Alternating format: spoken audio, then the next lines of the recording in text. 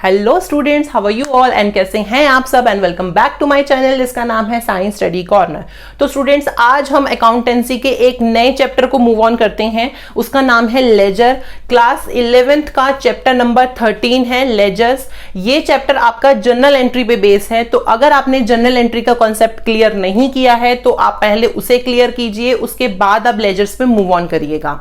आप मेरे चैनल पे भी वीडियोस देख सकते हैं जो जर्नल एंट्री से रिलेटेड है, या फिर आप बुक में भी पढ़ सकते हैं। तो जनरल एंट्री पहले आप क्लियर कीजिए, उसके बाद आप लेजर्स पे चलिएगा, ठीक है। तो स्टूडेंट्स, हम देखते हैं कि लेजर्स होते क्या हैं और इनका मीनिंग क्या है और हम इन्हें क्यों मेंटेन करते हैं। तो उसके लिए मैं आपके सामने एक एग्जांपल लेती हूं। मान लीजिए मेरा नाम है XYZ कंपनी, मेरी एक कंपनी है और मैं अपनी कंपनी में मल्टीपल नंबर ऑफ ट्रांजेक्शन्स करती हूं पर डे। मैं रफ आइडिया ले लेती हूं कि मैंने 100 ट्रांजेक्शन एक दिन में अपने बिजनेस में की, ठीक है। तो मैंने मंथ में कितनी ट्रांजेक्शन कर ली? मैंने मंथ में कर ली 3000 ट्रांजेक्शंस, और ईयर में कितनी करूंगी वो मुझे कैलकुलेट करना पड़ेगा। बहुत सारी ट्रांजेक्शंस हो गई, ठीक है। तो जर्नल में हमने जब एंट्री करी, वो एक ऐसी बुक थी जिसमें सिर्फ हमने डेट वाइज अपनी जो हमारे पास बिजनेस में ट्रांजेक्शंस होती जा रही थी हम उनको रिकॉर्ड करते जा रहे थे। इसके अलावा हमारा जर्नल में और कुछ नहीं किया हमने, ठीक है। लेकिन मान लीजिए at the end of the month या at the end of the 2 और 3 मंथ मैं देखना चाहती हूं कि मुझे राम से कितना पैसा लेना था। मेरा डेटर है, मुझे कितना टोटल पैसा उससे लेना है, या फिर मुझे अपने क्रेडिटर को कितना पैसा देना है, या फिर मैंने टोटल अपनी 2 महीने में 3 महीने में कितनी परचेज करी या कितनी सेल्स करी। तो वो मैं कैसे जान पाऊंगी, कैसे निकालूंगी और कैसे कैलकुलेट करूंगी। तो उसके लिए मेरे पास या तो एक ऑप्शन ये है कि मैं अपनी जर्नल एंट्री की बुक उठाऊं जिसमें मैंने जर्नल की एंट्रीज की हैं और उसमें पर डेट के हिसाब से मैं पेज पलटूं और उसमें से देखते जाऊं कि हाँ जी यहां पे मेरी सेल्स हुई है, फिर उसे नोट डाउन करूं, फिर यहां पे हुई है यहां पे करूं। तो वो मेरे लिए पॉसिबल नहीं है। अगर मैंने पर डे में 100 ट्रांजेक्शन करी है और पर मंथ में मैंने 3000 ट्रांजेक्शन करी है, तो मेरे लिए वो पॉसिबल नहीं है कि एक चीज को मैं पेज पलट पलट के चेक करूं, ठीक है। तो उसको थोड़ा सा सिंप्लीफाई करने के लिए हम अपने एक अकाउंट्स मेंटेन करेंगे जो होंगे हमारे लेजर्स। उसमें क्या होगा, मान लीजिए मैंने कैश में पेमेंट करी है तो मैं कैश में उसकी एंट्री कर दूंगी, कैश अकाउंट बना दूंगी। मैंने परचेज की करी है तो मैं परचेज अकाउंट में ले जाके उसकी एंट्री कर दूंगी। सेल्स किया है तो सेल्स अकाउंट बना के उसकी एंट्री कर दूंगी। तो सारे जितने भी ट्रांजैक्शंस हो रहे हैं और उसमें जो अकाउंट इफेक्ट हो रहे हैं, वो क्रेडिटर हो सकता है, डेटर हो सकता है, कैश हो सकता है, परचेज हो सकता है, सेल्स हो सकता है। तो सबके मुझे अलग अलग अकाउंट मेंटेन करने हैं।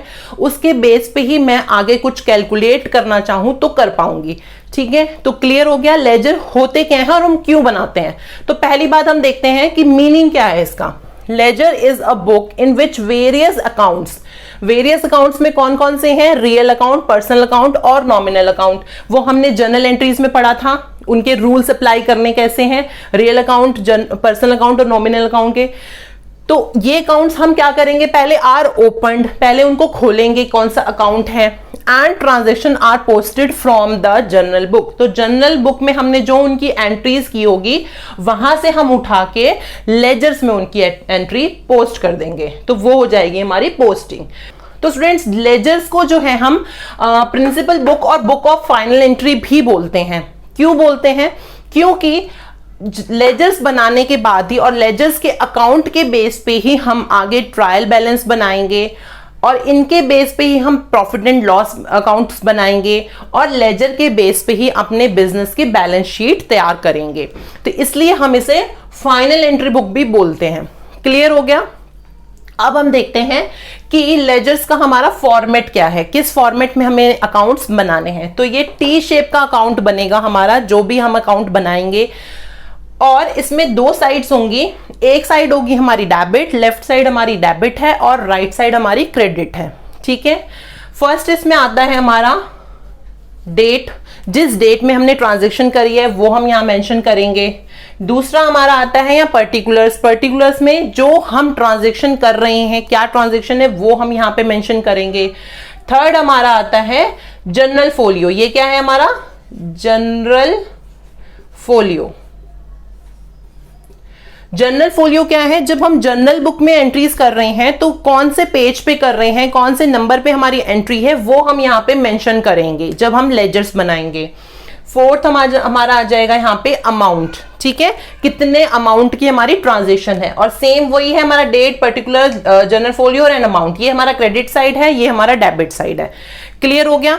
अब स्टूडेंट्स, जब हम जर्नल से इसमें एंट्री करेंगे अपने लेजर्स में, तो हमें ये चीज ध्यान रखनी है, जब हम जर्नल में अगर हम कोई ट्रांजैक्शन को, कोई अकाउंट को डेबिट कर रहे हैं तो हम लेजर्स में भी उसको डेबिट करेंगे, और अगर हम वहां क्रेडिट कर रहे हैं तो हम लेजर्स में भी उसे क्रेडिट करेंगे। क्लियर हो गया? अब हम 2-3 ट्रांजैक्शंस देख लेते हैं और उनकी कैसे हम लेजर्स बनाएंगे, अकाउंट्स बनाएंगे, उसे देख लेते हैं। तो फर्स्ट एंट्री हम यहां पे ले लेते हैं, गुड्स सोल्ड ₹15,000। तो मेरे जर्नल में इसकी क्या एंट्री बनेगी? Cash account debit to sales. यहां पे नरेशन डाल लीजिएगा जो भी है। दूसरी एंट्री मैं ले लेती हूं, गुड्स परचेज्ड ₹10,000। तो इसकी एंट्री क्या होगी? Purchase account debit to cash account. ठीक है, मैं ये 2 एंट्रीज के एग्जांपल ले लेती हूं, फिर हम उसके बाद हम कंबाइंड एंट्री भी देखेंगे। अभी इसको देख लेते हैं। अब हम इसमें सबसे पहले ये देखेंगे कि कौन कौन से अकाउंट्स हमारे इफेक्ट हो रहे हैं। तो फर्स्ट हमारा क्या इफेक्ट हो रहा है? सोल्ड किया है तो हमारा फर्स्ट अकाउंट क्या बनेगा? सेल्स अकाउंट बनेगा। दूसरी हमारी यहां हो रही है कैश से, तो यहां कैश अकाउंट बनेगा। और हमारा थर्ड क्या हो रहा है? परचेज। कैश का तो हम बना चुके, तो हम कैश में यहीं पे ले आएंगे और हम यहां पे बनाएंगे परचेज। तो थर्ड हमारा आ जाएगा परचेज अकाउंट। तो हमें इन 3 अकाउंट्स के लेजर्स बनाने हैं। ठीक फ्रेंड्स, अब हम इनकी एंट्रीज करने के लिए मैंने ये अकाउंट्स बना दिए हैं। मान लीजिए मैंने ये तो बनाया है कैश अकाउंट, ये है मेरा सेल्स अकाउंट, और ये है मेरा परचेज अकाउंट। ये मैंने 3 अकाउंट बना लिए। ठीक है, अब मैं इसकी कैसे एंट्रीज करूंगी?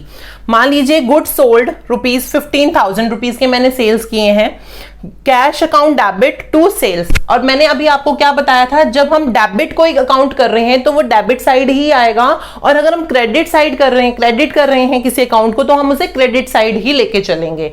तो फिर सबसे पहले हम कैश पे लेते हैं। तो कैश अकाउंट मेरा हो रहा है डेबिट। ठीक है, तो मैं कहां जाऊंगी? पहले जाऊंगी कैश अकाउंट में। तो कैश अकाउंट में मेरा हो क्या रहा है? ट्रांजैक्शन हो क्या रही है? अगर मैं यहां सिर्फ कैश डेबिट कर दूंगी, यहां पे भी मैंने अगर कैश लिख दिया, तो मुझे ये समझ नहीं आएगा कि कैश अकाउंट में ने क्या ट्रांजैक्शन करी थी।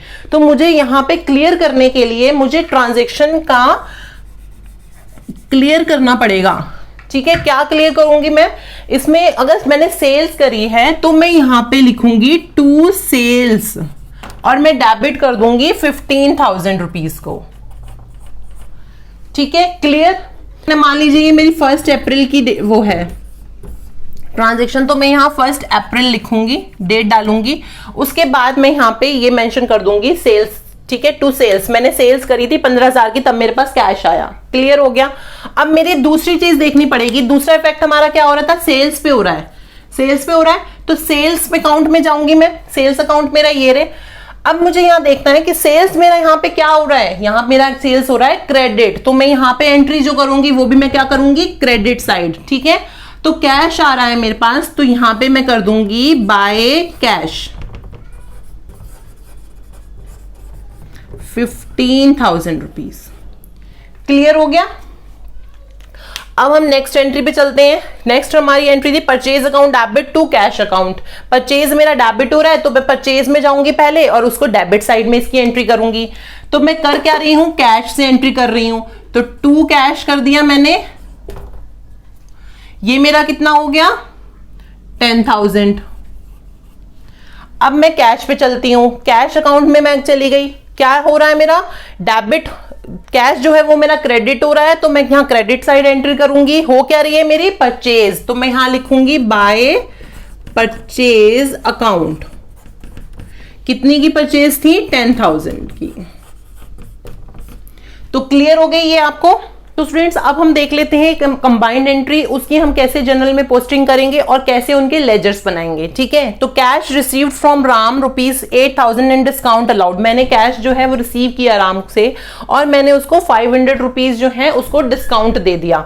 ठीक है, तो मैंने इसकी एंट्री क्या कर दी, cash account debit ₹8,000, discount account debit ₹500 and to Ram ₹8,500। ठीक है, अब हम इसे लेजर में कैसे पोस्ट करेंगे। सबसे पहले हमें देखना है कौन सा अकाउंट आ रहा है हमारा, कैश अकाउंट। तो कैश अकाउंट में जाएंगे और क्या इफेक्ट हो रहा है, राम से हमारे पास पेमेंट आ रही है तो हम यहां पे अब हमें ये देखना है कि कैश हमारा क्या हो रहा है, डेबिट हो रहा है। तो यहां पे भी हम डेबिट साइड लेके जाएंगे। तो टू राम यहां लिख देंगे, डेट हमारी क्या है 3 अप्रैल। तो पहले 3 अप्रैल और टू राम, कितना पैसा हमने दिया उसको, हमने उसको कितना पेमेंट दिया, कैश हमने कितना दिया है, कैश हमने दिया है उसको ₹8,000। तो हम यहां पे सिर्फ 8,000 की ही एंट्री करेंगे।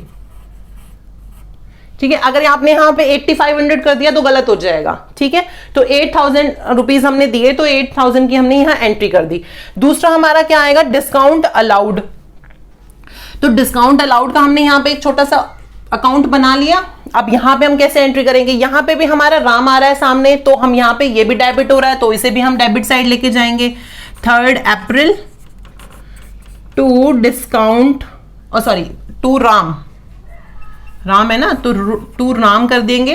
कितना डिस्काउंट था हमारा, ₹500। ठीक है, 8,000 हमारे पास कैश आया, डिस्काउंट हमने कितना दिया, ₹500।